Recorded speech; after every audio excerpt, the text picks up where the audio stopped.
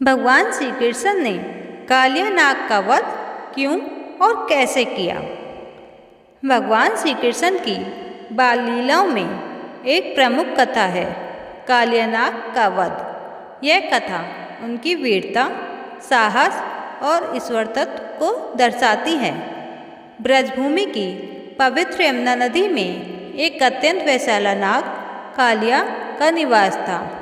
कालिया नाग के विष के कारण यमुना नदी का पानी काला और दूषित हो गया था।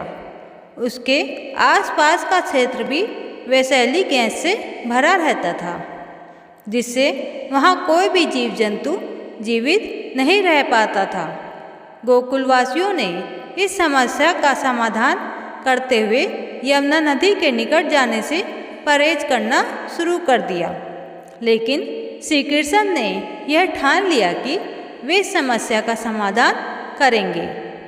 एक दिन श्री कृष्ण अपनी सखाओं के साथ यमुना तट पर खेल रहे थे। खेल खेल में उनकी गेंद नदी में जा गिरी। श्री कृष्ण ने अपनी सखाओं से कहा, मैं इस गेंद को लाने जा रहा हूँ, तुम लोग यहाँ रुको। इतना कहकर वे यमुना में कूद पड़े।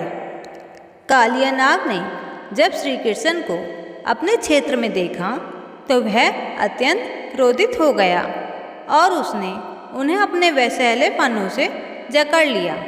गोकुलवासी यह देखकर भयभीत हो गए और उन्होंने यशोदा माँ को सूचित किया।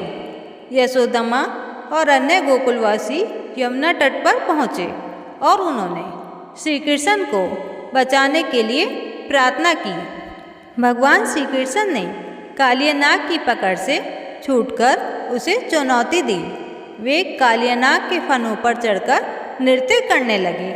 कालिया नाग ने कई बार प्रयास किया, पर वह श्री कृष्ण को कोई नुकसान नहीं पहुंचा सका।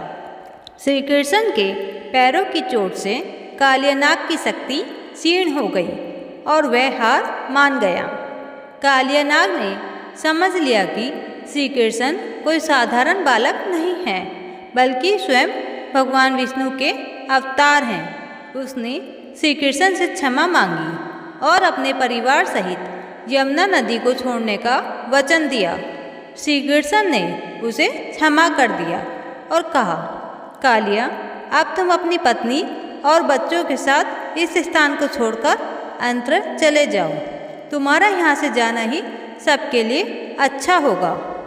कालिया नाग के यमुना छोड़ते ही नदी का पानी पूर्ण स्वच्छ और पवित्र हो गया। गोकुलवासी अत्यंत प्रसन्न हुए और श्री कृष्ण की जय जयकार करने लगे। इस घटना से गोकुलवासी समझ गए कि श्री कृष्ण साधारण बालक नहीं, बल्कि ईश्वर के अवतार हैं।